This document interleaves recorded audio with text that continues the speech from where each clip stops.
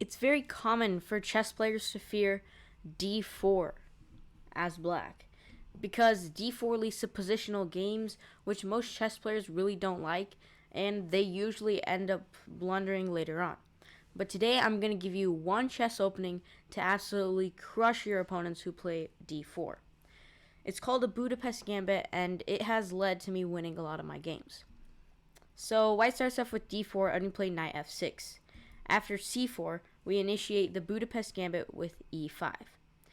The reason we basically give up this pawn is now that basically the point of the Budapest Gambit is to win back this pawn, and white will have no pawns in the center, basically. So now we're going to go knight g4, and we attack this pawn. But if white lets us win back this pawn, we're going to take the pawn, and then we're going to proceed with normal development and castle.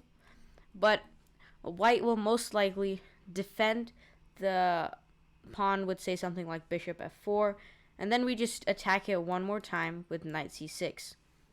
And of course, once again, if they kick you out, you take the pawn and it's free. So knight f3, just defending the pawn one more time, and there's this nice little maneuver here, bishop b4 check.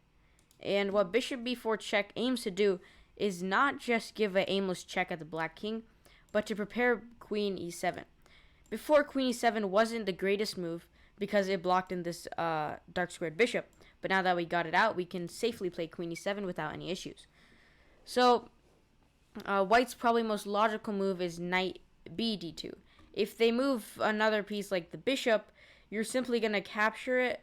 So say something like this, you're simply going to capture it, and then you can castle, but more importantly, you can just capture back this e5 pawn for free. So white's most logical and best move is knight b d2. And now we go queen e7. Queen e7 just adds another attackers. There's two defenders. We have three attackers. And basically, no matter what white does, we're going to win this pawn. There is really no logical way, or there's really no way of defending this pawn. And I've seen some people play a3, which isn't a mistake. But what they're expecting us to is to move our bishop back, but you can actually take this pawn. It doesn't really matter which knight you take it with, but you can take this pawn. And if they take your bishop, can you spot the checkmate in one? Knight d3 is a checkmate, a smothered checkmate, because this king is boxed out by all of its pieces, and this pawn is pinned because the queen aligns perfectly with the white king. So, unless you're low rated, then white will probably not take your bishop after you take this pawn, and they might take back on e5, and they might take back with this. They'll trade like this. Now, it's important not to take on e5 because then, for example, after this, now you don't have a knight d3 checkmate, and you end up being down a piece. So what you should do instead is play the nice little intermediate move, bishop takes d2, check. It's important because it's check. So after white recaptures, you take on e5, and I think black has a very comfortable advantage, and it might even be more preferable for the black pieces because this queen is very nicely placed in the center. You're ready to castle, play d6, and get your bishop out. Your rooks will be connected. It's a very nice position, and most players don't get this type of position against d4. So I think this is a very nice position. But I'll show you one more line against the Budapest Gambit, because sometimes white will not accept the bait, and they'll play d5.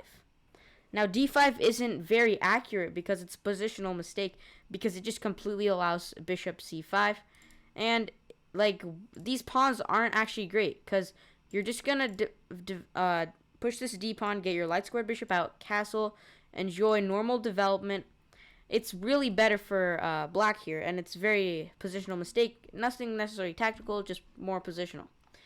So, but I've seen players with white here go wrong immediately with bishop g5. Now there are like 2 good moves here, really. 3 good moves. But this bishop pin can usually sometimes be bad for white, and in this case it is. Because you notice how this bishop is going at the f2 pawn. Now you can play knight e4 here.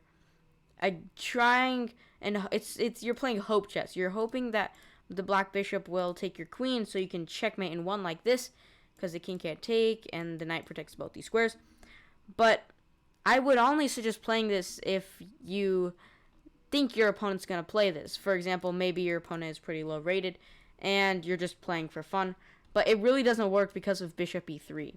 And after takes, white has these double pawns, which is bad, and a weak king, but there's no material advantage. It's better to take on f2 like this, and then of course the king will take. If the king doesn't take, we're going to play knight e4 and win this bishop, and it's going to be absolutely horrible. So the king will take, and then we play knight g4. We play knight g4 here. Knight e4 is good, but slightly better to play knight g4. The computer thinks so, at least, but I think you'd have more chances.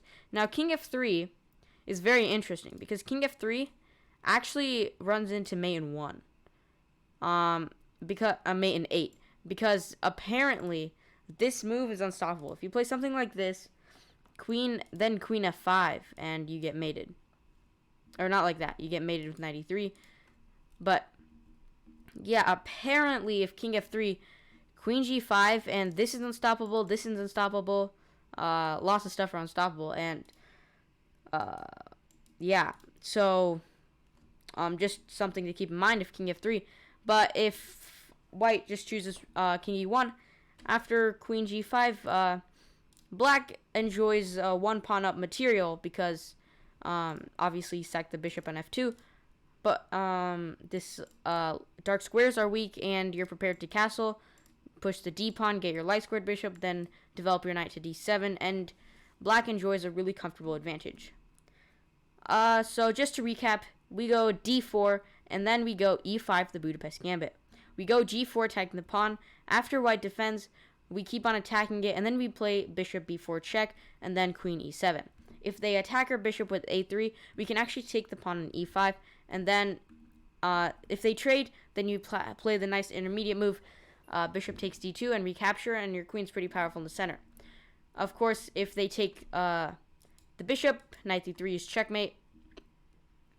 And another line, as I looked before, was d5, and we play bishop c5, and we're gonna enjoy natural development, really. But if white goes wrong with bishop g5, we take on f2, we give a check, win the bishop back, we're prepared to do some natural development, and we enjoy 1 pawn up advantage. If this video helped you, then don't forget to subscribe. See you later.